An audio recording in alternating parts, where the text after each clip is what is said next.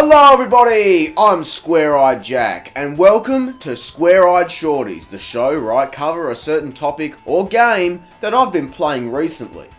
Now I collect video games, obviously. A big stereotype and argument against people who collect video games is, how are you ever going to finish all of these games?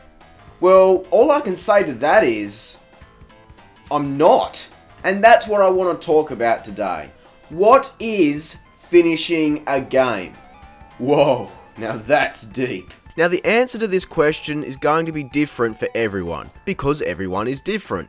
For me personally, finishing a game is mostly beating the story or main body of the game, beating all of the levels or missions, beating the final boss, that sort of thing.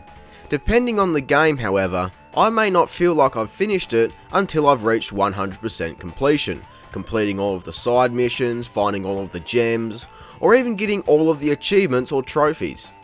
But this can't apply to every game. If it did, there would be no way to ever finish a game like The Sims, where there's no end goal and no 100%. Well then what do you do? How would you clarify finishing a game like this? I personally would say that just by simply playing the game and experiencing what the game is about, that could be considered as finishing the game. Finishing the experience. Because that's what most, if not all, games are trying to sell us. An experience. But would that apply to any game, like Grand Theft Auto? Could I justify me by finishing GTA 5 by saying that I experienced in full what this game was about? I played a good amount of the missions, but not all of them. I explored a lot, completed a few side missions, and finished off with a crazy rampage. I've experienced what this game is about, so I've finished the experience. But have I finished the game? I wouldn't say that I finished Echo the Dolphin, as I used codes to skip through the game. But in the process, I fully experienced what that game was about, so did I finish it? Not to mention games that are purely a vehicle for a story. Surely it would be ludicrous to say that you finished a game like Telltale's The Walking Dead without finishing the story, even if you fully experienced the experience that you were being sold. At the time of filming this, I have 366 video games. Using my original view on what it means to finish a game by at least finishing the main body of the game, it would mean that I've finished roughly 25% of the games on this shelf.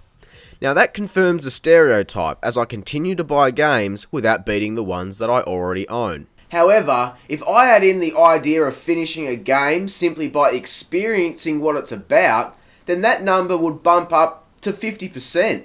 But what about the sort of games you find on Atari 2600 or any similar console? Games that are designed for you to play multiple times for 5 or 10 minutes before or after school, work, or whenever. Games without stories that are only really about getting a high score. Where do they fit in? Can you even finish a game like this? I currently own 57 Atari 2600 games, and I've played them all. Some more than others, but I have played all of them, and because they're so short, I have experienced them all.